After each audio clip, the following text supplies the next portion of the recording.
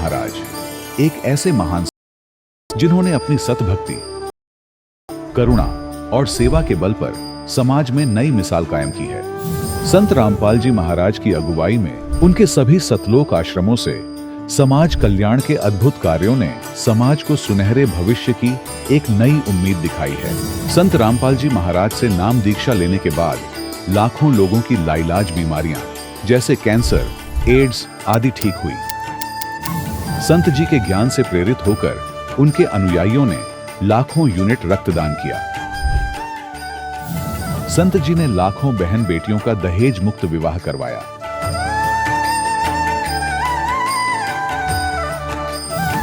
संत जी ने लाखों लोगों का नशा छुड़वाया, करोड़ों उजड़े परिवार बसे। संत जी के आश्रमों में समागम के दौरान निःशुल्क नेत्र चिकित्सा, दंत चिकित्सा प्रदान की जाती है। संत रामपाल जी महाराज द्वारा समय समय पर पर्यावरण संरक्षण के उद्देश्य से बड़े स्तर पर वृक्षारोपण किया जाता है। संत जी ने जरूरतमंदों को तत्काल राहत पहुंचाने के लिए एम्बुलेंस सेवा शुरू की। संत जी अपने अनुयायियों को देहदान के लिए प्रेरित करते हैं, जिससे मानवता की सेवा और चिकित्सा क्षेत्र में सुधार हो सके। संत रामपाल जी महाराज के सभी आश्रमों में हर रोज निःशुल्क भंडारा आयोजित किया जाता है, जहां हर वर्ग, हर जाति और हर धर्म के लोग एक साथ बैठकर भोजन करते हैं।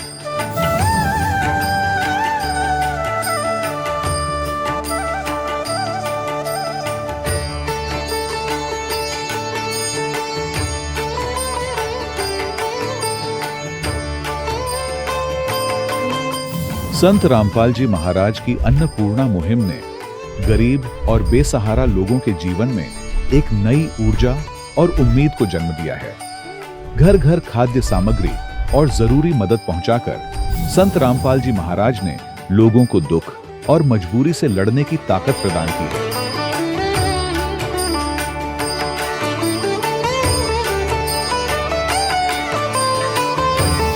संत रामपाल जी महाराज द्वारा गरीब लोगों के लिए घर बनवाने का अद्भुत कार्य एक ऐसी मिसाल कायम कर रहा है जो सदियों सदियों संत जी की उदारता और दया भावना के तौर पर जाना जाएगा।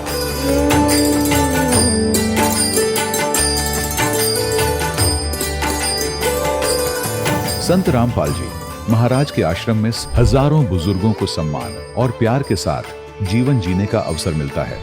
उनके खाने, रहने और स्वास्थ्य की पूरी जिम्मेदारी संत रामपाल जी महाराज उठाते हैं। अनाथ बच्चों के लिए संत रामपाल जी महाराज के सभी आश्रम किसी वरदान से कम नहीं। यहाँ उन्हें शिक्षा, संस्कार और भविष्य के लिए बेहतर अवसर प्रदान किए जाते हैं। चाहे बाढ़ हो, भूकंप या महामारी, संत रामपाल जी महाराज और उनके अनुयायी हमेशा ही जरूरतमंदों के लिए सबसे आगे खड़े रहते हैं। कोविड महामारी के दौरान संत रामपाल जी महाराज के आश्रमों से करोड़ों लोगों के लिए भोजन, दवाइयां और जीवन रक्षक सामग्रियां उपलब्ध कराई गई। चाहे गरीब की मदद हो या किसी शोषित और पीड़ित वर्ग के हक और सम्मान की लड़ाई, संत रामपाल जी महाराज ने हमेशा ही उनकी दबी आवाज को सरकारों तक पहुंचाया है और उन्हें उचित न्याय दिलवाने में अहम भूमिका अदा की है। समाज में आध्यात्मिक और सामाजिक मूल्यों के प्रति जागरूकता लाने में संत रामपाल जी महाराज हर कदम पर मानवता के सच्चे सेवक साबित हुए हैं। संत रामपाल जी महाराज का जीवन हमें सिखाता है कि सच्ची सेवा वही है जो निस्वार्थ भाव से की जाए। आइए हम भी इस महान सेवा के कार्य में इस महान संत से जुड़ें और संत रामपाल जी महाराज से नाम दीक्षा लेकर अपने जीवन को धन्य बनाएं।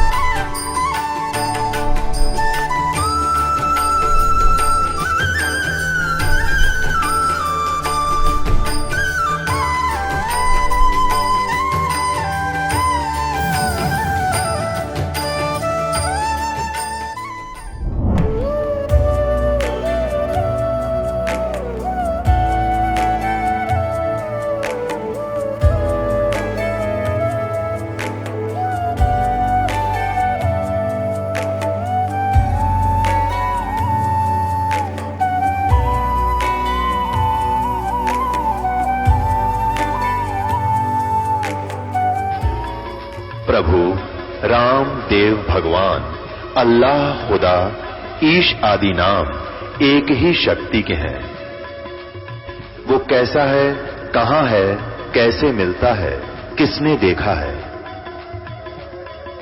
ये प्रश्नवाचक चिन्ह पूर्ण रूप से हटाने के लिए अवश्य सुनिए जगत गुरु तत्वदर्शी संत रामपाल जी महाराज के अमृत वचन, सर्व पवित्र धर्मों के पवित्र शास्त्रों के आधार पर। सत साहिब दर्शकों, क्या आपने कभी सोचा है कि जब कोई मनुष्य सच्चे सुख और शांति की तलाश में जीवन भर पूरी श्रद्धा और समर्पण से अपने धर्म में प्रचलित सभी प्रकार की परंपरागत भक्ति साधनाएं करता है, लेकिन फिर भी उसे वास्तविक सुख नहीं मिलता है, तो उसका निराश हो जाना एक स्वाभाविक मानवीय प्रतिक्रिया है।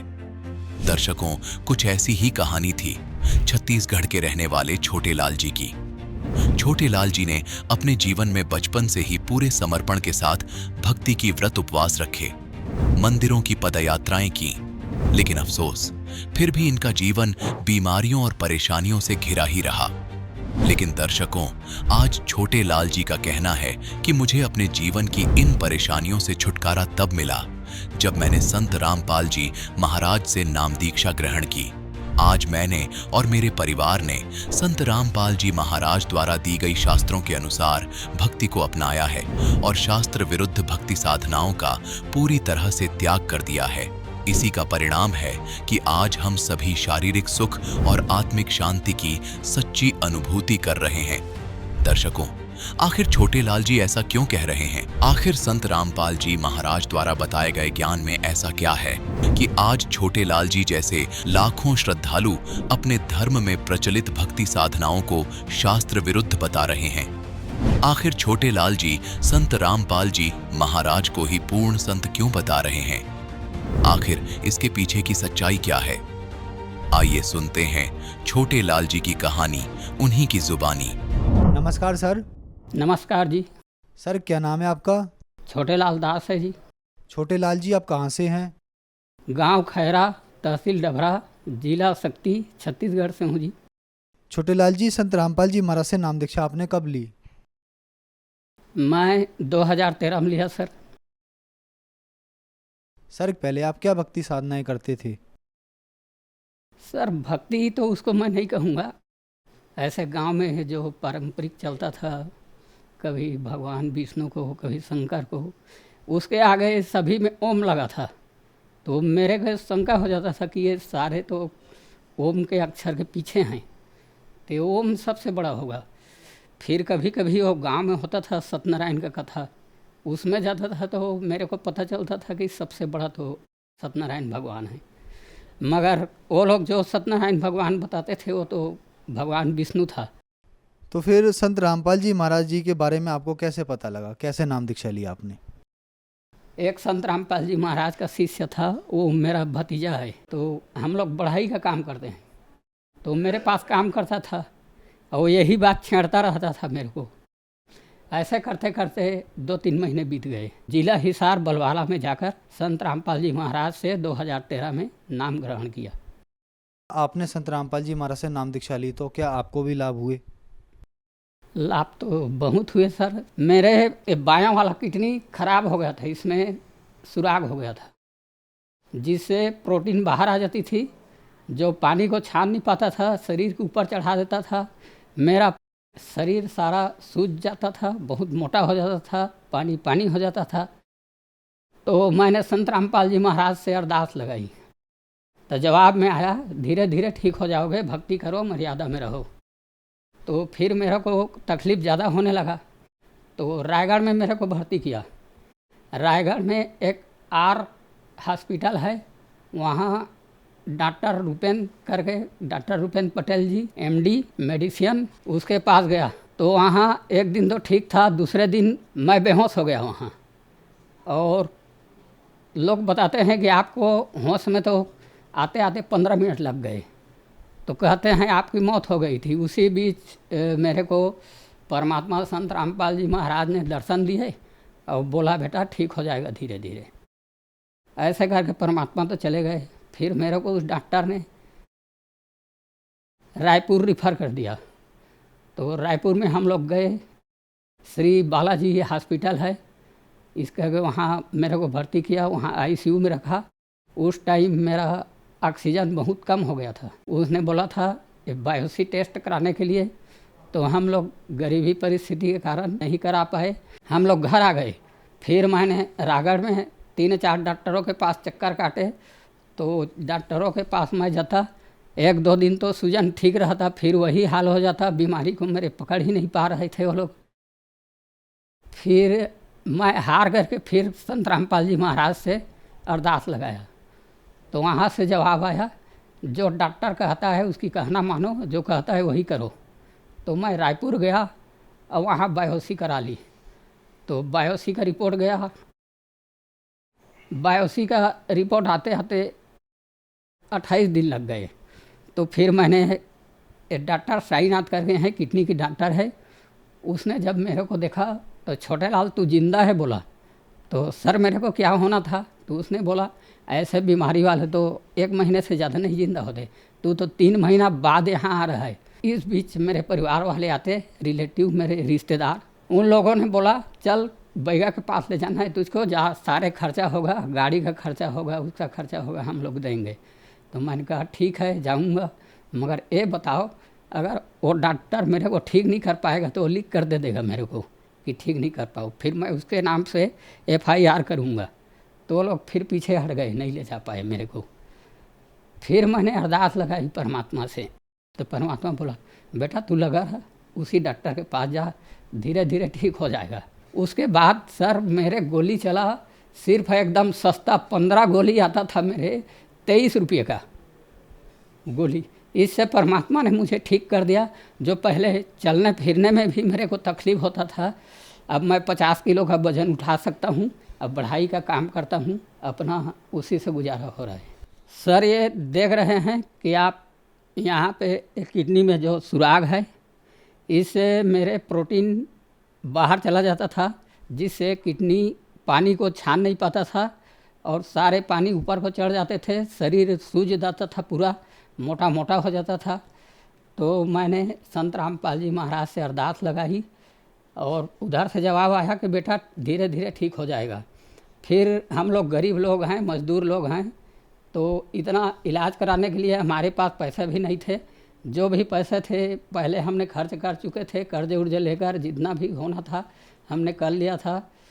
फिर परमात्मा की ऐसे दया हुई कि मेरे बीमारी 23 रुपये पत्ते, जिसमें 15 गोली आता था 20 mg का, उसी से मैं ठीक हो गया।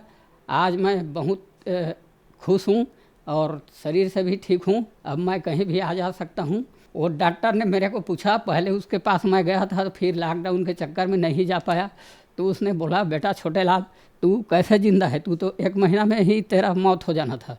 मैंने कहा सर मैं संत रामपाल जी महाराज जी के शरण में हूँ, वैसा का भी थोड़ा तकलीफ है, बाकी मैं अभी जिंदा हूँ। तो उसने बोला ठीक है चल। फिर इसी गोली से संत रामपाल जी महाराज की दया से मेरा शरीर पूरा ठीक हो गया, अब मैं स्वस्थ हूँ। सर एक लाभ और बताना चाहूँगा, मेरे पत्नी का भी गुर्दा इन्फेक्शन से ख़राब हो गया था। उसको मैंने रायगढ़ में नामी हॉस्पिटल है एक राजप्रिया करके, वहाँ राजकृष्ण डॉक्टर हैं जो उसके बीमारी को नहीं पकड़ पाए। वहाँ कम से कम 8 दिन रहा, उसने इस करके 25,000 हमारे खर्चा हो गए। फिर हम लोग गए जिंदल हॉस्पिटल में रायगढ़ में ही, वहाँ गए तो डॉक्टर संजीव करके उसको इलाज किया, वो भी पहली बार नहीं बीमारी को पकड़ पाए। वो जो भी खाता था तुरंत उल्टी हो जाता था। और मैं उसके लिए अनार का भी जूस लाता था, वो भी तुरंत उल्टी हो जाता था। तो दोबारा फिर मैं गया, उस बार तो छुट्टी दे दिया उधर जिंदल से, फिर मैं दोबारा ले गया उसको। फिर उसका हालत बहुत ख़राब था, उसको मैंने इमरजेंसी में रख दिया। तो इमरजेंसी में उसने बोला, मेरे पत्नी ने बाद में मेरे से बोला कि एक बूढ़ा सा आदमी आया था, बोल रहा था मेरे को जाप कर ले, सुमरन कर ले, ठीक हो जाएगा करके। तो फिर उसको उसके बाद वो भूल गई इसको, फिर उसको आईसीयू में भर्ती कर दिया। तो भर्ती कर दिया तो एक दिन मैं सोया परमात्मा से अरदास लगा रहा था, हे परमात्मा मेरे 2 बच्चे हैं, अगर मेरे पत्नी को कुछ हो गई तो बच्चे को तो फिर मुश्किल हो जाएगा उसको पालन करना। एक लड़की है, एक लड़का है। तो परमात्मा की ऐसे दया हुई, उसको रात में आईसीयू में दर्शन दिए संत रामपाल जी महाराज ने। परमात्मा ने मेरे पत्नी को दर्शन दिए। अब बोला, बेटी आज से अब तू धीरे धीरे ठीक हो जाएगा। फिर उसके दूसरे दिन एक बाहर से एक डॉक्टर आया, फिर उसने देखा उसको, उसका चेक करवाया, फिर खून का, पेशाब का। फिर उसने बोला, मेरे को बुलाकर बोला, क्या इसने कोरोना का सुई लगवाया था? मैंने बोला हाँ। वही सुई इनको इन्फेक्शन कर गया है और इसका गुर्दा में चला गया है, तो फिर उसका गुर्दा ठीक होना अभी मुश्किल है, तुम लोग रायपुर इसको रिफ़र कर देता हूँ। मैंने बोला सर मेरे पास इतना कहाँ पैसा है, मैं तो जितना भी पैसा था पहले ही खर्च कर चुका हूँ। अब मैं तो गरीब आदमी हूँ, मजदूरी करता हूँ, फिर वहीं आप इलाज कीजिए जैसा भी हो। फिर परमात्मा से मैंने पहले ही अरदास लगा चुका था, तो उधर से जवाब आया था कि ठीक हो जाएगा। फिर जब परमात्मा आईसीयू में दर्शन दिए, उसके बाद मेरे पत्नी धीरे धीरे वहीं पे ठीक हो गई। डॉक्टर भी हैरान हो गए कि ये तो इतना कमज़ोर हो गई है, इतना दुबली पतली हो गई है, इसका मौत तो निश्चित था, ये कैसे ठीक हो गई। तो हमने जो बताया उसको, हम संत रामपाल जी महाराज जी के शरण में हैं, इसलिए परमात्मा हम लोगों को, उनके अनुयायियों को कभी दुखी देख नहीं सकता। वो तो हमारा परम पिता है, हम लोग उसके बच्चे हैं, तो कोई अपने बच्चे को कैसे दुखी देख सकता है। सर, संत रामपाल जी महाराज ने आपको बहुत अद्भुत लाभ दिए। आपने जैसे रिपोर्ट में दिखाया, डॉक्टर ने आपको मना कर दिया था कि अब आप जिंदा नहीं रह सकते, और आपने रिपोर्ट भी दिखाई। संत रामपाल जी महाराज ने बहुत सारे आपको लाभ दिए। तो जो दर्शक आज आपको देख रहे हैं और वो भी इन परेशानियों से ग्रस्त हैं, उनके लिए आप क्या कहना चाहेंगे? जो भी संगवारी में सुना था, मोर इंटरव्यू देखा तो यह एमन अभी परमात्मा आए हुए है, बिजली पीढ़ी चला थे, परमात्मा के दया है। अभी परमात्मा सब जन में कृपा करत है, आवा अपन कल्याण करावा और संगवारी हो। अभी परमात्मा साक्षात आए हुए है, ये समय ला झन गवावा, आवा और नाम दीक्षा लेवा और अपन अपन कल्याण करावा। संत रामपाल जी महाराज से नाम दीक्षा कैसे ली जा सकती है?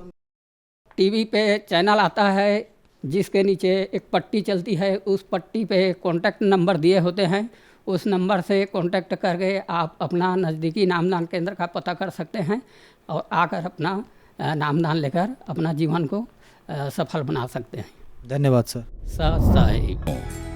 अभी आपने सुने संत रामपाल जी महाराज से दीक्षा प्राप्त करके सुखी हुए भक्त के अनुभव। अब देखिए जगत गुरु तत्वदर्शी संत रामपाल जी महाराज के मंगल प्रवचन। अब जो प्रसंग चल रहा है उसी पर आते हैं। इसमें क्या बताया है, यजुर्वेद के अंदर गीता ज्ञानदाता कहता है कि मेरा तो एक ओम अक्षर है, नथिंग एल्स। और ब्रह्मलोक में गए हुए प्राणी भी जन्म मृत्यु का आते, ये खुद कहता। फिर गीता जी अध्याय नंबर 15 के श्लोक नंबर 1 से लेकर 4 में 16 और 17 में स्पष्ट किया है। और ये बताया है कि इनके सभी विभागों को जो बताता है, स वेदविद, वो वेद के तात्पर्य को जानने वाला है, वो तत्वदर्शी संत है। एक बार फिर देख लीजिए गीता जी को। ये है पंथ 10वां अध्याय 15वां अध्याय श्रीमद् भगवत गीता का। तो यहां इसको प्रथम श्लोक में क्या बताया है कि ऊर्ध्व मूलम अधः शाखम अश्वत्थम प्राहु अव्यम छंदासी यस्य प्रणानी ये तम वेद स वेदविद। यहां क्या बताया है कि ऊर्ध्व मूलम, इसका लिखना था आदि पुरुष परमेश्वर मूल वाले। ऊर्ध्व माने ऊपर को मूल वाला, वो तो आदि पुरुष परमेश्वर है। मूल तो इस संसार रूपी वृक्ष का यानी परम अक्षर ब्रह्म है, सचिदानंद घन ब्रह्म है। अधः शाखम, नीचे को शाखा, ये गलत अनुवाद किया। अधः माने नीचे होता है। इन्होंने स्वयं ये अधः और अधः दो बार लिखा है, 2 नंबर श्लोक में 15वें अध्याय के। और यहां अनुवाद किया इन्होंने, अधः माने नीचे, अधः माने नीचे, बिल्कुल ठीक किया है। यहां ये विचलित हो गए। हम फिर आगे 15वें अध्याय के प्रथम श्लोक में इन्होंने ऊर्ध्व मूलम लिखना था, ऊपर को जड़ वाला, आदि पुरुष परमेश्वर रूपी ऊपर को जड़ वाला, ये समझो। और अधः शाखम, नीचे को शाखा वाला, ये संसार रूपी पीपल के वृक्ष को अविनाशी कहते हैं, वेद जिसके पत्ते कहे गए हैं। ये लिखना था। छंद, सभी विभागों को जो बताए गए हैं उनको कहे गए हैं। तम मन उस संसार वृक्ष को, यह माने जो व्यक्ति मूल से लेकर पत्तों तक, जड़ से लेकर पत्तों तक तत्व से जानता है, स वेदवित, वह वेद के तात्पर्य को जानने वाला है, अर्थात वो तत्वदर्शी संत है। ये पहचान बता दी। अब यहां लिखा कि तत्वदर्शी संत के मिलने के पश्चात तीसरे श्लोक में लिखा है, गीता ज्ञानदाता कहता है 15वें के तीसरे श्लोक में कि इसका ना तो कोई अंत है ना आदि, मुझे मालूम नहीं। इस संसार वृक्ष का स्वरूप जैसा कहा है वैसा यहाँ विचार काल में, यानी तेरे मेरे गीता जी के विचार विमर्श में, डिस्कशन में मैं नहीं बता पाऊंगा, क्योंकि इसका न ऐसा नहीं पाया जाता जो मैं नहीं बता पाऊंगा, क्योंकि न तो इसका आदि है न अंत, यानी इसको पता नहीं इसका, इसलिए कह रहा है। तथा इसकी ना अच्छी प्रकार कोई स्थिति है, ये स्वयं परिचित नहीं है। जिसने रचना रची है उसने तो ठीक बताया आकर के। इसलिए इस सुविरूढ़ मूलम, यानी ऊपर के जो मूल भगवान के जो लोक हैं वो तो बिल्कुल अविनाशी हैं, इसलिए अति दृढ़ मूल वाले, ये वासना उसना नहीं। अश्वत्थम माने पीपल के वृक्ष को, इस सारे संसार के ज्ञान को दृढ़ेन असंख्य शस्त्रेन छित्वा, संस्कृत पढ़ेंगे तब ये इनकी अंग्रेजी समझ में आओगी। इन्होंने कहा कि इस दृढ़ेन माने दृढ़ वैराग्य रूप शस्त्र द्वारा काट कर नहीं, तत्व ज्ञान रूपी शस्त्र द्वारा काट कर, अर्थात इस ज्ञान को समझ कर उसके पश्चात 15वें अध्याय के 4थे श्लोक में इसमें कहा कि उसके पश्चात परमेश्वर के परम पदरूप परमेश्वर को भली भांति खोजना चाहिए, जिसमें गए हुए पुरुष यानी साधक फिर लौटकर संसार में कभी नहीं आते, और जिस परमेश्वर से इस पुरातन संसार वृक्ष की प्रवृत्ति विस्तार को प्राप्त हुई है, अर्थात जिसने इन सारे ब्रह्मांडों की संसार रूपी वृक्ष की रचना की है, उस आदि पुरुष नारायण के मैं शरण हूं। इस प्रकार दृढ़ निश्चय करके उस परमेश्वर का मनन और निधि ध्यान करना चाहिए। अब इससे क्या सिद्ध हो गया कि गीता ज्ञानदाता ने स्पष्ट कर दिया कि मैं उस पूर्ण परमात्मा की भक्ति विधि से परिचित नहीं और ना बताऊं। उसके लिए तत्वदर्शी संतों को खोज लो, वो तत्व ज्ञान से परिचित होंगे। फिर तत्वदर्शी संत की प्राप्ति के पश्चात परमेश्वर के उस परम पद की खोज करनी चाहिए, जहां जाने के बाद साधक फिर लौटकर कभी संसार में नहीं आते। और ये खुद कहता है, अर्जुन तेरे और मेरे बहुत जन्म हो चुके, तू नहीं जानता मैं जानता हूं। इससे सिद्ध है कि गीता ज्ञानदाता ब्रह्म है। ये बताता 8वें अध्याय के 13वें श्लोक में कि मेरा एक ओम अक्षर है, नथिंग एल्स। तो इस ओम नाम के जाप से जन्म मृत्यु सदा बनी रहेगी। इसलिए इसने कहा है कि उस परमात्मा की भक्ति कर, उस परम अक्षर ब्रह्म की भक्ति कर, उस तत्वदर्शी संत से ये ज्ञान प्राप्त कर। अपनात्मा प्रसंग आज का गीता जी अध्याय नंबर 7 का श्लोक नंबर 19 को समझने के लिए सब कुछ ये डिटेल बताई जा रही है। इतनी समझाने के बाद ये ज्ञान समझ में आओगा। इसके बाद गीता जी अध्याय नंबर 18 के श्लोक नंबर 62 में कहा कि अर्जुन तू सर्व भाव से उस परमेश्वर की शरण में जा, जिसकी कृपा से तू परम शांति को और सनातन परम धाम को प्राप्त होगा। यानी जहां जाने के बाद फिर कभी लौटकर नहीं आते, वो सनातन यानी सदा रहने वाला अविनाशी स्थान, हम उसे सतलोक कहते हैं। वेदों में उसे रत धाम कहा है, सतलोक, सतधाम, सतलोक। और गीता जी में उसको शाश्वत स्थान, सदा रहने वाला, जिसका कभी एंड ना हो, उसको प्राप्त होगा। फिर तेरी जन्म मृत्यु कभी नहीं होगी। तो इससे सिद्ध हो गया कि उस ज्ञान को गीता ज्ञानदाता तथा वेद ज्ञानदाता नहीं जानता। और वेदों वाला जो ज्ञान है वही गीता जी के अंदर ही उसका संक्षिप्त वर्णन है। लेकिन कुछ अटकलबाजी इस काल भगवान ने स्वयं ला रखी है, वो ठीक नहीं, वो अलग पहचानी जाएगी सूक्ष्म वेद से। अब वो कौन सी है अटकलबाजी इसने लगाई है? इसने गीता जी अध्याय नंबर 3 के श्लोक नंबर 4 से लेकर और 9 तक कहा कि अर्जुन, कर्म सन्यासी से कर्म योगी उत्तम है।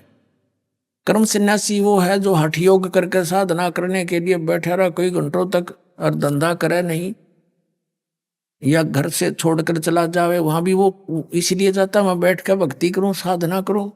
तो कहने का भाव ये है कि वहां बताया है कि यदि तू एक स्थान पर बैठा रहेगा और ऐसे हठ योग करेगा तो तेरा निर्वाह कैसे होगा, तेरा जीवन निर्वाह कैसे चलेगा। अर्थात ये नहीं करना, ये बिल्कुल सही है। क्योंकि ये ठीक क्यों है, क्योंकि यजुर्वेद अध्याय नंबर 40 के श्लोक नंबर 15 में भी इसका प्रमाण है। ओम कर्तु समर किलबे समर कर्तुम समर। ओम नाम का जाप यानी मेरी साधना काम करते करते कर, विशेष कसक के साथ कर, और मनुष्य जीवन का मूल कर्तव्य जान कर। गीता जी अध्याय नंबर 8 के श्लोक नंबर 1 में अर्जुन ने पूछा कि मालिक, हे भगवान, आपने 7वें अध्याय के गीता जी के 29वें श्लोक में जिस तत्व ब्रह्म के बारे में कहा कि उसको जानने के पश्चात प्राणी केवल जरा और मरण, जरा माने वृद्धावस्था के दुख से और मरण माने मृत्यु से ही छूटने का प्रयत्न करता है और कोई डिमांड नहीं रखता। तो 8वें अध्याय के प्रथम श्लोक में पूछा वो किम तत्व ब्रह्म। 8वें अध्याय के 3रे श्लोक में गीता ज्ञानदाता ने कहा वो परम अक्षर ब्रह्म है, वो उससे अन्य है गीता ज्ञानदाता से। तो फिर 8वें अध्याय के 5 और 7 में अपनी साधना बताई है कि, और 8वें अध्याय के 13 में कि मेरा ओम मंत्र है, इसका अंतिम सांस तक जो सिमरण करता हुआ जाता है वो मुझे प्राप्त, उसको वो परम गति होती है जो ओम से मिलती है। और 5वें और 7वें में 8वें अध्याय के में कहता है कि तू हर समय में युद्ध भी कर और मेरा चिंतन भी कर, यानी काम करते करते ही साधना कर सकते हैं, करनी है, या हठ योग करने की आवश्यकता नहीं इसमें। और फिर इसने 6ठे अध्याय के 10 से लेकर 15 तक के अड़ंगा अड़ाया है, वो इसने अपनी सोच ठोक दी। तो वो देखो, अगर हम गीता अध्याय नंबर 6 के श्लोक नंबर 10 से लेकर 15 वाले को सही मानेंगे तो ये 3रे अध्याय का जो है 3 से लेकर के 9 तक का ये ज्ञान गलत हो जाता। उसमें क्या कहा इसने 6ठे अध्याय के 10 से लेकर 15 में कि एक विशेष आसन हो, नीचे कुशा बिछी हो, ऊपर मृगशाला हो, उसके ऊपर कपड़ा हो, आसन घना ना ऊंचा हो ना नीचा हो, और नाक के अगले भाग पर ध्यान रखे और नो साधना करे, तो ये तो हठ योग हो गया। तो ये इसकी अपनी सोच है, ये वेद ज्ञान नहीं है, तो इसको हमने ग्रहण नहीं करना है। तो इस तरह की जो अटकलबाजियां हैं ये तो है वेद ज्ञान विपरीत। तो वो अब कैसे निर्णय होगा, वेदों से हम निर्णय करेंगे, वेदों में क्या लिखा है। और फिर सूक्ष्म वेद इज द मास्टर की, जो कबीर परमात्मा ने सच्चिदानंद घन ब्रह्म ने जो ज्ञान दिया है अपने मुख कमल से बोलकर आकर के, उसमें ये सभी ज्ञानों का, सभी धार्मिक अनुष्ठानों का यथार्थ ज्ञान है, तो उससे भी तुलना करेंगे हम। तो अब इस अज्ञान को कति छाण के कपड़ छाण कर देंगे 2-3 बार, और बिल्कुल जैसे शुद्ध देसी घी बनाते हैं, कहते हैं 2 बार ता रखा, ये दुताया घी है, ये कभी बिल्कुल प्योर है, तो प्योर कर दिया दास ने, ये समझो इसको।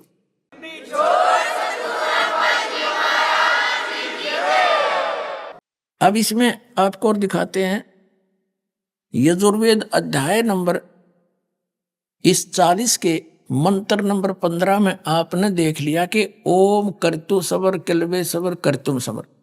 अब 17वें श्लोक में ये वेदों में स्पष्ट किया है, वेद ज्ञान दाता कह रहा है, यानी ये ज्ञान जो है परमात्मा ने एज इट इज फीड कर दिया इसमें।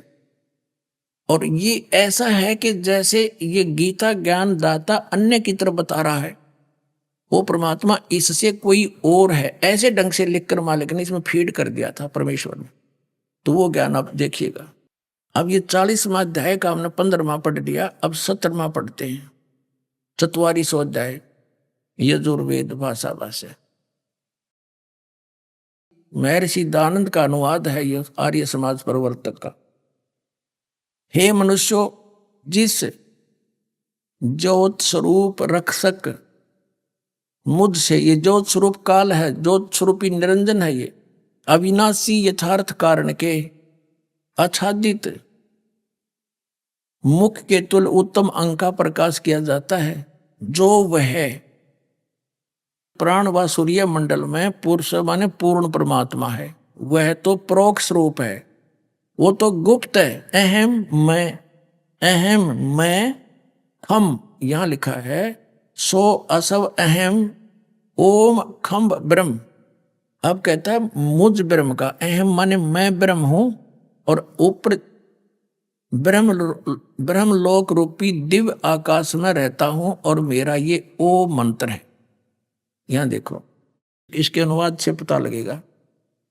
वह पूर्ण परमात्मा जो वेद ज्ञान दाता से अन्य कोई पूर्ण परमात्मा है, वह तो गुप्त है, प्रोक्ष है, वो तो संसार रूपी वृक्ष की जड़ है, गुप्त है।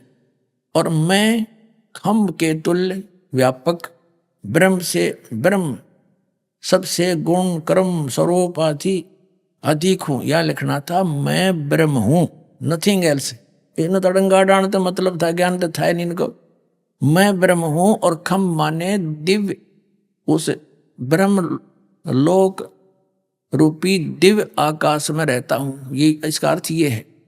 और मेरा ओम नाम है। इसने कितने इसके ओम नाम का लिखा है, इसका लिखा है मैं तो सबका रक्षक हूं, अधिक हूं, सबसे अधिक हूं। इन्होंने कहा मैं ब्रह्म हूं, ये लिखना था। ओ सबका रक्षक जो ऐसा, सबका रक्षक जो मैं उसका ऐसा नाम जानो। ओम लिखती आण भी शर्म आई, इसने ओम लिखना था, उसका ओम नाम जानो मेरा, मैं हूं और मेरा यू ओम नाम जानो। और वो गुप्त है।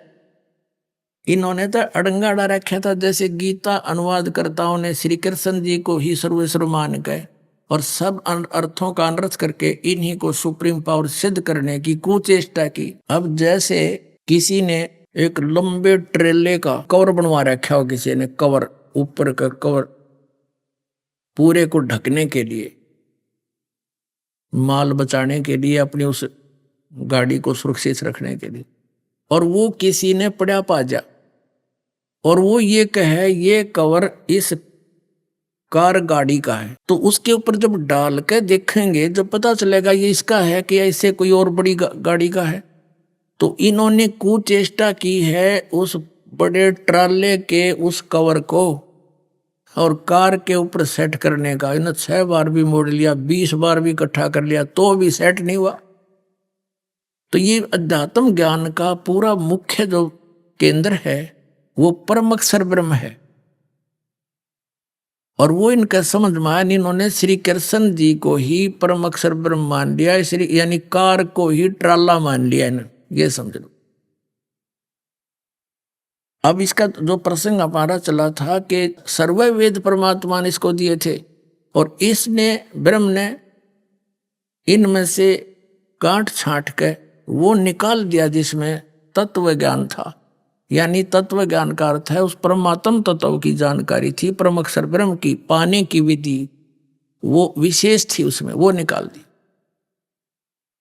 और शेष इसने दे दिया ब्रह्मा को। इसके विभाजन किए, जैसे वेद व्यास जी ने इसको 4 भागों में कर दिया, वैसे कंप्लीट ज्ञान एक ही है। ज्ञान कहो तो वेद कहो, ज्ञान कहो तो इन्होंने 4 वेद बना दिए, एक यजुर्वेद, ऋग्वेद, अथर्ववेद और सामवेद। ये वैसे ज्ञान टोटल एक ही है, जैसे 18 पुराणों का एक ही बोध माना जाता है।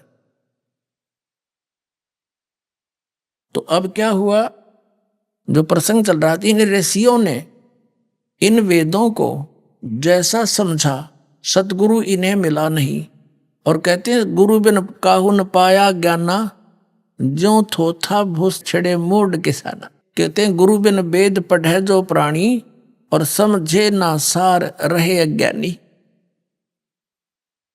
अब जैसे गीता जी अध्याय नंबर 7 के श्लोक नंबर 16 और 17 में और 18 में इसने बताया है कि 4 प्रकार के व्यक्ति मेरी साधना करते हैं। तो जिज्ञासु तक, अर्थार्थी, आर्थ और जिज्ञासु, ये रिजेक्ट कर दिए। ज्ञानी सेलेक्ट किए कि ज्ञानी आत्मा है तो अच्छी, उदार है, नेक है। अब ज्ञानी की परिभाषा दास आपको बता रहा है कि ज्ञानी वो है जिसने ये समझ लिया है कि मनुष्य जीवन बार बार नहीं मिलेगा, और इसका मूल उद्देश्य कल्याण ही है। और फिर उसने ये भी जान लिया कि एक पूर्ण परमात्मा की भक्ति से मोक्ष होगा, अव्यभिचारिणी भक्ति करनी पड़ेगी, एक का साध्य सब सद है। उन्होंने फिर ये ज्ञान कहाँ से सिलेक्ट किया कि वो परमात्मा कौन है? वेदों से। जैसा दास ने आपको दिखा, इन्होंने वेदों में ओम मंत्र पढ़ लिया और उसमें लिख रखा ओम कर्तु समर कल्बे समर कर्तुम समर, यजुर्वेद अध्याय नंबर 40 के मंत्र नंबर 15। तो इन्होंने ब्रह्म को सुप्रीम पावर मान लिया, सुप्रीम गॉड है, पूर्ण परमात्मा, और ओम उसका नाम मान लिया। और इनकी ज्ञान वाली आंखें बंद होगी यजुर्वेद अध्याय नंबर 40 के मंत्र नंबर 10 से लेकर 12 में, जिसमें स्पष्ट किया है कि कोई तो परमात्मा को किसी सतिथि में बताता है, कोई किसी सतिथि में बताता है। उसकी जानकारी तत्वदर्शी संत बताते हैं, उनसे सुनो। इसी प्रकार गीता जी अध्याय नंबर 4 के श्लोक नंबर 34 में स्पष्ट कर दिया, गीता ज्ञानदाता हाथ खड़े कर दिए कि मैं उस कंप्लीट स्पिरिचुअल नॉलेज नहीं जानता, उसको संपूर्ण अध्यात्म ज्ञान से परिचित नहीं हूं। उसके लिए ऑप्शन छोड़ दिया कि तत्वदर्शी संतों के पास जाकर उस तत्व ज्ञान को समझ, वो बताएंगे, उस परमात्म तत्व की जानकारी देंगे। तो यह इनकी बुद्धि में आई नहीं कि इसमें तो कुछ और भी ऑप्शन छोड़ रखा है कि वो तत्वदर्शी संतों को खोजो जो वेदों और गीता से भी अन्य ज्ञान देगा। तो फिर इन ऋषियों ने चतुरता दिखानी शुरू कर दी। इन्होंने जो पुराणों की रचना कर दी,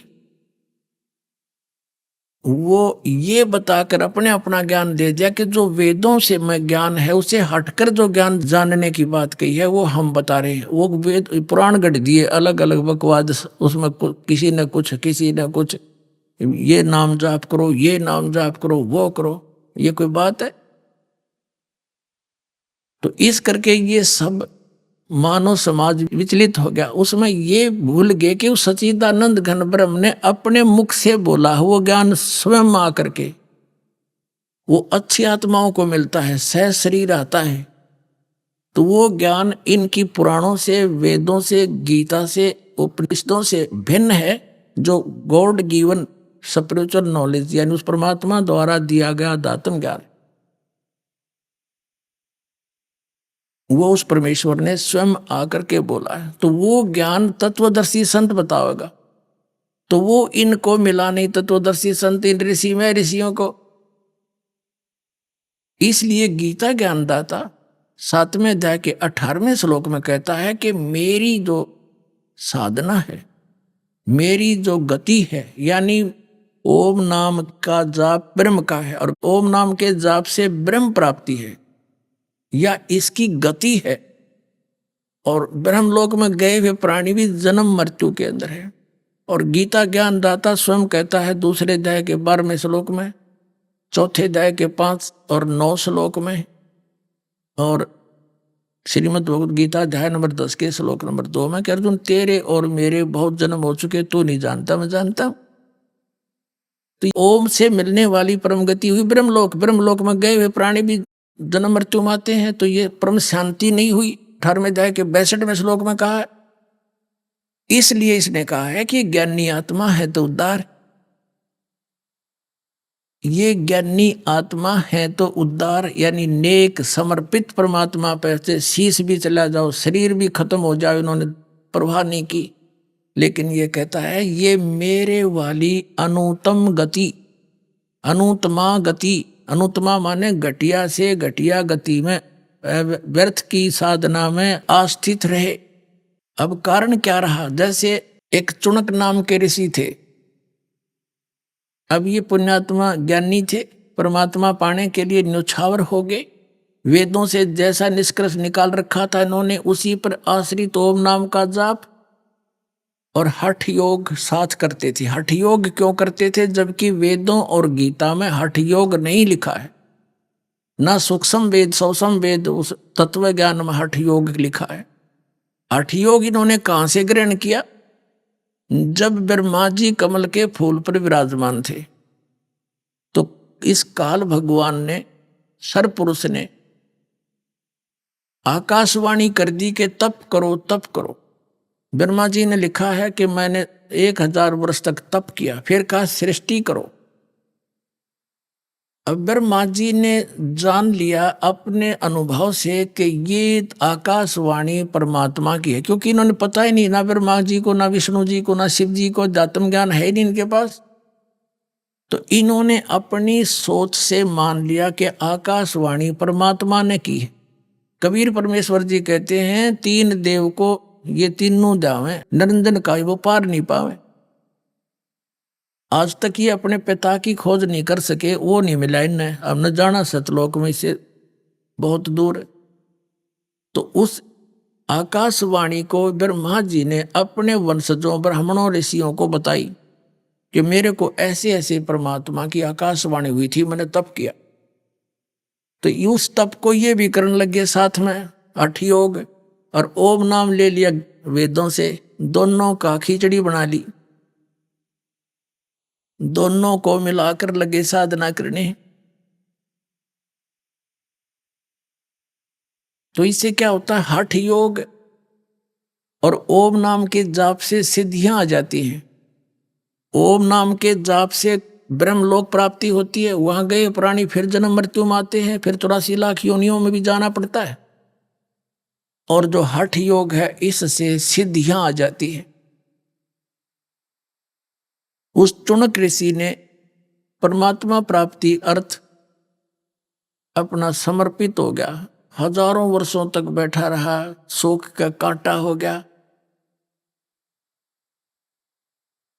अब परमात्मा तो मिला नहीं, क्योंकि इन्होंने, इसलिए वेदों में तो लिखा है कि परमात्मा साकार है, नर आकार है, मनुष्य दृश्य है, राजा के समान देखा जाता है, ऊपर सिंहासन में एक गुम्मट के अंदर बैठा है और राजा जैसा देखने योग्य नर आकार है। वहां से चलकर आता है सहशरीर और हमें ज्ञान देता है, अच्छी आत्माओं को मिलता है, एक कवि की तरह आचरण करता है वो परमात्मा, वेदों में लिखा है।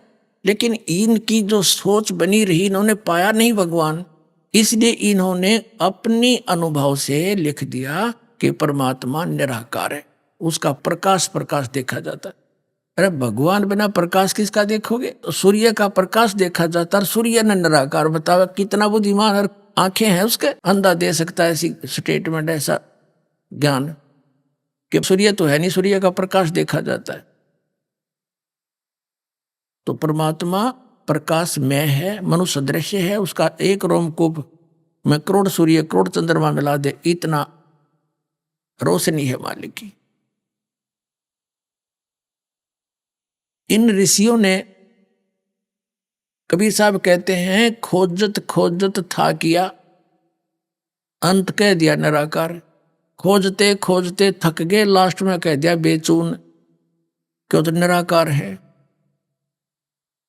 तो इन्होंने अपने उपनिषद, जो उपनिषद क्या है, जैसे कठोपनिषद है, मांडुक्य उपनिषद है, ये इन ऋषियों का अनुभव है। जैसा इन्होंने वेदों को समझा और फिर उस जो इन्होंने अपना अनुभव भक्ति से किया, वो सारा उसके अंदर लिखा। जैसे एक सत्यार्थ प्रकाश है, इस कलयुगी महर्षि दानंद का अनुभव ये बताता परमात्मा निराकार और वेद बताते परमात्मा साकार। तो ये उपनिषद बन जाता अगर इसकी समय पर पोल ना खुलती थे। लोगों ने, महापुरुषों ने, भक्तों ने वेदों को पढ़ना छोड़ दिया और इन उपनिषदों को पढ़ना प्रारंभ कर दिया, जो किसी ऋषि का अनुभव है। तो उसमें उन्होंने ये सोचा कि इन महर्षियों ने वेदों को सही समझा है, अपना अनुभव किया है, हम वेदों को नहीं पढ़ सकते, उनका सारांश इन उपनिषदों में है। तो हमने इन उपनिषदों को पढ़ना प्रारंभ कर दिया। हम अपने मूल पाठ को भूल चुके थे और हमने ये मान लिया कि इन महापुरुषों ने, ऋषि महर्षियों ने वेदों को और भगवान को सही जाना है। इन कख भी ना जाना है, तो अध्यात्म ज्ञानहीन थे, नेत्रहीन थे। इनके विषय में बताया परमात्मा ने, मोती मुक्ता दर्शत नाही, ये जगह सब अंधरे, दिखत के नैन चश्मिन के फेरा मोती आप अंधरे। इनको परमात्मा ने बताया है कि तुमने ये विद्वान दिखाई देते हैं क्योंकि एक संस्कृत भाषा जानते हैं। संस्कृत एक भाषा के जानने मात्र से विद्वान नहीं होता, उसको इंग्लिश भाषा नहीं आती है तो इंग्लिश में अविद्वान हुआ, काय का विद्वान हुआ फिर वो। और परमात्मा कबीर जी हर भाषा को समझते हैं, वो पूर्ण परमात्मा है, वो पशु पक्षियों की भाषा भी जानते हैं, अनमुनशान की तो बात ही छोड़ दो। और उसको ये अविद्वान कहा करते थे, वो क्यों तो अविद्वान है, संस्कृत नहीं जानता, क्या जाने वेदों के बारे में। वेद बता ही उसके बारे में रहे। कबीर साहब कहा करते वेद मेरा भेद है और मैं ना वेदन के माही, और जौन वेद से मैं मिलूं वो वेद जानते नहीं। कबीर परमेश्वर ने कहा था कि ये वेद मेरी जानकारी दे रहे हैं, लेकिन इन वेदों में वर्णित विधि से मेरी प्राप्ति नहीं हो सकती, इसलिए मैं ना वेदन के माही, और जौन वेद से मैं मिलूं उस तत्व ज्ञान से। ये चारों वेद जानते नहीं, इनमें वो वर्णन नहीं है उस ज्ञान का, उस वेद का जो जिससे परमात्मा मिले। तो वो परमात्मा ने स्वयं आकर बोला है कबीर वाणी के माध्यम से। अब ये चुनक नाम का ऋषि था, इसने हठ योग किया, जैसा इन्होंने वेदों को समझा, हजारों वर्ष लगा रहा, परमात्मा तो मिलना नहीं था, ये एटम बम बन जाते, सिद्धियां आ जाती इनमें। और इतना प्रसिद्ध हो गया ये सिद्धियों में कि इसके आगे बड़े बड़े सिद्ध पुरुष भी नतमस्तक होने लगे इसकी सिद्धि देख कर। एक मानधाता चक्रवर्ती राजा था। चक्रवर्ती का अर्थ होता जिसका पूरी पृथ्वी पर शासन हो, और छोटे छोटे राजाओं को वो अपने अधीन कर लेता था। और वो राजा लोग फिर उस सम्राट को, चक्रवर्ती राजा को टैक्स दिया करते थे, उसके नौकर समझो। एक और वो राजा क्या करता था, 1 वर्ष में या 2 वर्ष में 3 वर्ष में एक अश्वमेध यज्ञ किया करता था। एक घोड़ा छोड़ देता था, अपना पर्सनल हॉर्स, अपना निजी घोड़ा। अभी आपने सुने संत रामपाल जी महाराज के मंगल प्रवचन। आइए अब सुनते हैं संत रामपाल जी महाराज से नाम दीक्षा लेकर सतभक्ति करके अद्भुत लाभ प्राप्त करने वाले अनुयायी के विचार। दर्शकों, कभी कभी मनुष्य अपने जीवन में हर संभव भक्ति साधना को करता है, लेकिन फिर भी जब उसके परिवार पर लाइलाज बीमारियां टूट पड़ती हैं, तो ऐसे में उस इंसान को आत्महत्या ही एकमात्र विकल्प लगने लगता है। दर्शकों, कुछ ऐसी ही कहानी थी हरियाणा के रहने वाली सुमन दहिया जी की। सुमन जी ने अपने जीवन में सभी प्रकार की परंपरागत भक्ति साधनाएं अपनाई, लेकिन इसके बावजूद भी सुमन दहिया जी लाइलाज बीमारियों से घिरी रहीं। दर्शकों, फिर इनके जीवन में एक ऐसा मोड़ आया जब इन्होंने संत रामपाल जी महाराज से नाम दीक्षा ली, और यही बना इनके जीवन का वह टर्निंग पॉइंट जिसने इनके अंधकार से भरे जीवन को पूर्ण रूप से उजाले में बदल दिया। दर्शकों, आज सुमन जी का कहना है कि जब से मुझे संत रामपाल जी महाराज की शरण मिली है, तब से मेरा जीवन पूरी तरह से बदल चुका है। दर्शकों, आखिर सुमन जी ऐसा क्यों कह रही हैं? आखिर इसके पीछे की सच्चाई क्या है? आइए सुनते हैं सुमन जी की कहानी, उन्हीं की जुबानी। नमस्कार जी। नमस्कार जी। क्या नाम है जी आपका? जी मेरा नाम मिसिज सुमन दहिया है। सुमन जी, कहाँ से हैं आप? मैं गांव जरोठ, जिला सोनीपत, तहसील खरकोदा से हूँ जी। संत रामपाल जी महाराज से नाम दीक्षा आपने कब ली? बंदी छोड़ सतगुरु रामपाल जी महाराज जी से नाम दीक्षा मैंने 8 सितंबर 2008 को ली जी। अभी तक क्या क्या भक्ति साधनाएं की हैं आपने? कृपया हमारे दर्शकों को बताएं। नाम दीक्षा लेने से पहले मैं संतोषी माता की भक्ति किया करती थी, और गुड़गांव में शीतला माता है, वहाँ भी जाया करती थी, और गांव में एक लाल बाबा है, वहाँ भी पूजा किया करते थे, लेकिन उन पूजाओं से मेरे को कोई भी लाभ नहीं हुआ। क्या लाभ चाहिए था आपको? मेरा छोटा बेटा बहुत बीमार रहता था, मैं उसी की टेंशन में लगी रहती थी कि कहीं से इसको आराम हो जाए, कहीं से आराम हो जाए, लेकिन इसको कहीं भी आराम नहीं हो रहा था। क्या परेशानी थी आपके बेटे को? मेरा बेटा जब 1.25 महीने का था तो उसको दौरे पड़ते थे, दिन में 3 बार 4 बार ऐसे दौरे पड़ा करते थे।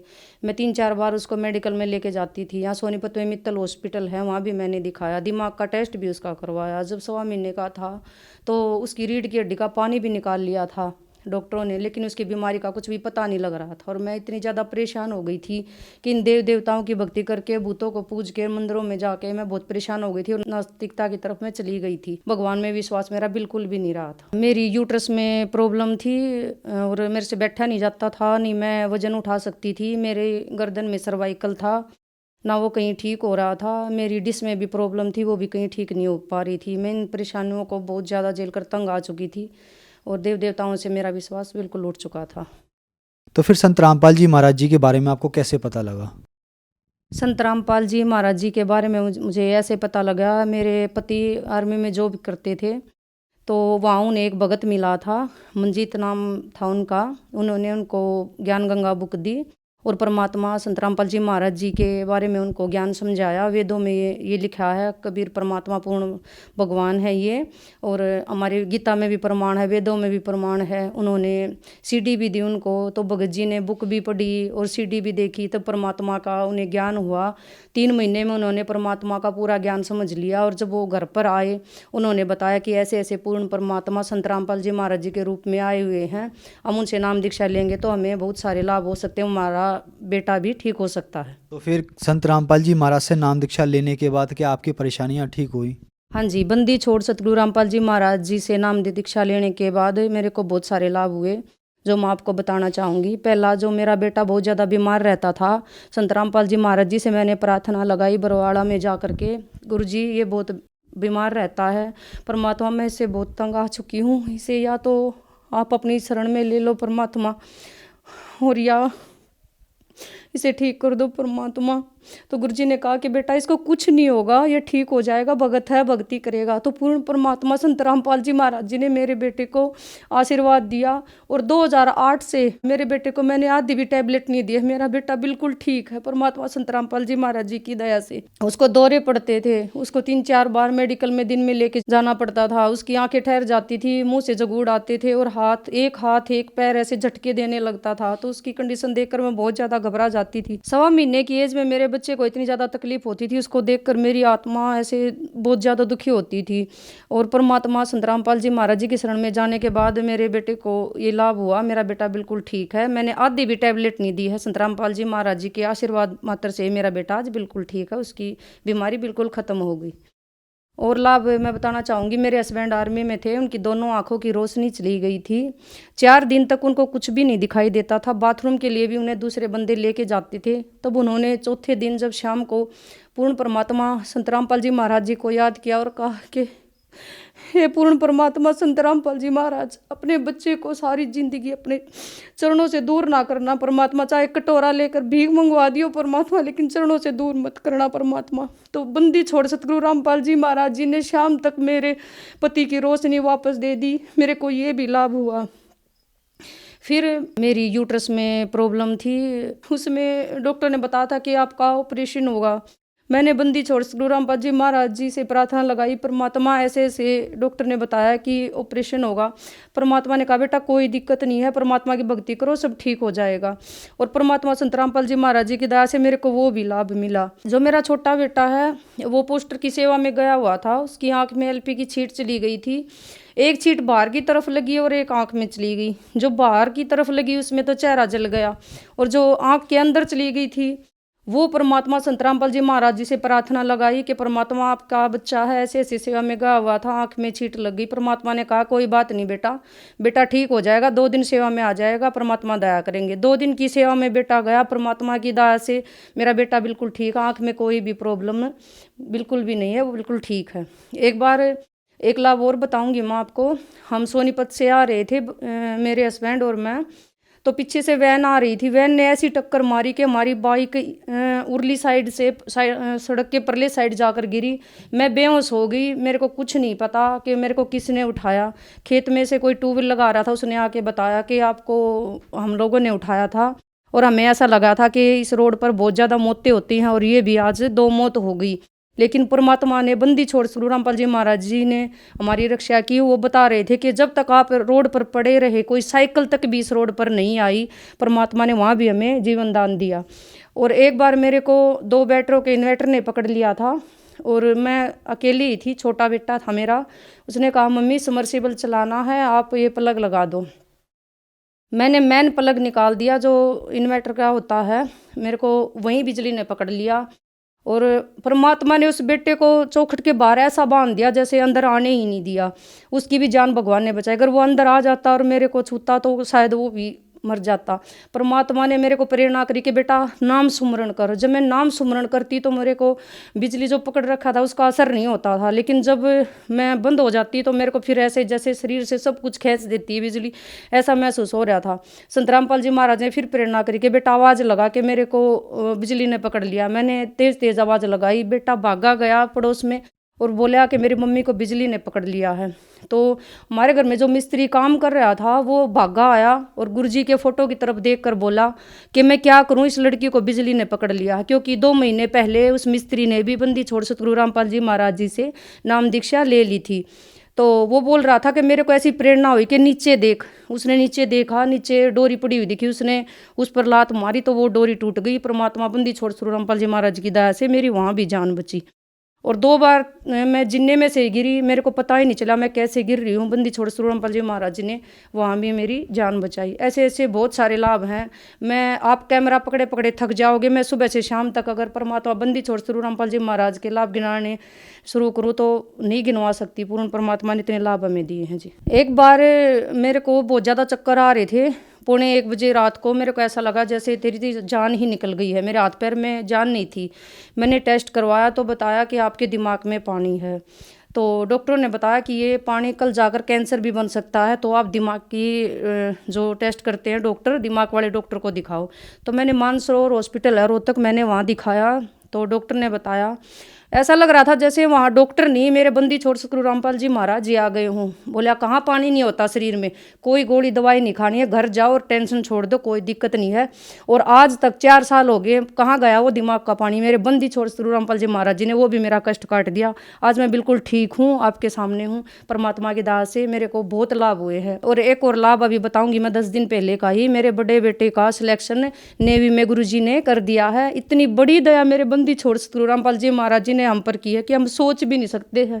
तो ये हम नीचों पर इतनी दया की है पूर्ण परमात्मा संत रामपाल जी महाराज जी ने। मेरे पति नाम लेने से पहले दारू पिया करते थे, मांस खाया करते थे, क्योंकि आर्मी में होने के कारण वो वहाँ तो ये सब चलता ही है, मांस मिट्टी दारू वगैरह, तो सब कुछ किया करते थे। लेकिन जिस दिन से नाम दीक्षा मिली परमात्मा की, उन्होंने अपने घर में किसी को मतलब बीड़ी सिगरेट मतलब पीने से भी मना कर दिया। और जो कोई आता है तो उनको हाथ जोड़कर मना कर देते कि भी नहीं, हमने नाम दीक्षा ले रखी है, हमारे घर में बीड़ी सिगरेट पीना बिल्कुल मना है। परमात्मा की दया से वो भी मेरे को लाभ मिला। जब आपने संत रामपाल जी महाराज से नाम दीक्षा ली तो क्या देवी देवताओं की पूजा छोड़ दी? देवी देवताओं की पूजा हमने नहीं छोड़ी, क्योंकि कहते हैं कि देवी देवताओं की भक्ति परमात्मा छुड़वाते, लेकिन नहीं। लेकिन हमारे संत रामपाल जी महाराज विधिवत उनकी भक्ति बताते जिनसे हमें लाभ होता है। लेकिन पहले जो हम भक्ति करते थे उनसे हमें कोई लाभ नहीं होता था। हमारे वेद पुराण गीता शास्त्रों के अकॉर्डिंग परमात्मा ज्ञान देते हैं, उनसे हमें लाभ होता है। पहले हमें मनमाना आचरण करते थे, उनसे हमें लाभ नहीं होता था। जैसे कि पहले आपने बताया कि आप पे बहुत ज़्यादा परेशानियां आई, आपका बच्चा जो बीमार हुआ था उसको लेकर आप कई जगह गए, आपका फिर देवी देवताओं से विश्वास उठ गया और आपने उनकी भक्ति छोड़ दी। लेकिन संत रामपाल जी महाराज से नाम दीक्षा ली तो संत रामपाल जी महाराज ने भी देवी देवताओं की भक्ति दी आपको, तो उनसे कैसे लाभ हो गया? वो जी शास्त्रों में प्रमाण है, शास्त्रों से प्रमाणित भक्ति जो हम करेंगे तो हमें लाभ मिलेंगे, और उनके जो विपरीत करेंगे तो हमें लाभ नहीं मिलेंगे। शास्त्रों के अकॉर्डिंग हमें भक्ति मिली और उसी से हमें परमात्मा की दया से ना लाभ मिला। बंदी छोड़ सतगुरु रामपाल जी महाराज जी ने जो भक्ति हमें दी है वो सत भक्ति है और प्रमाणित है। जो श्रद्धालु आज आपको टीवी पर देख रहे हैं और वो भी संत रामपाल जी महाराज से नाम दीक्षा लेना चाहते हैं, जोड़ना चाहते हैं, तो उनको क्या करना होगा? जो श्रद्धालु आज मुझे देख रहे हैं, मैं उनसे हाथ जोड़कर प्रार्थना करना चाहूँगी कि बंदी छोड़ सतगुरु रामपाल जी महाराज जी से नाम दीक्षा ले और अपने जो जीवन में कष्ट हैं उनसे मुक्ति पाएं। धन्यवाद जी। सत साहिब जी।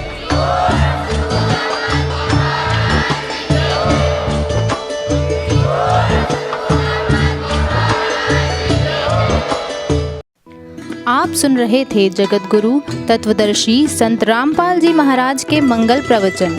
अधिक जानकारी के लिए संपर्क करें।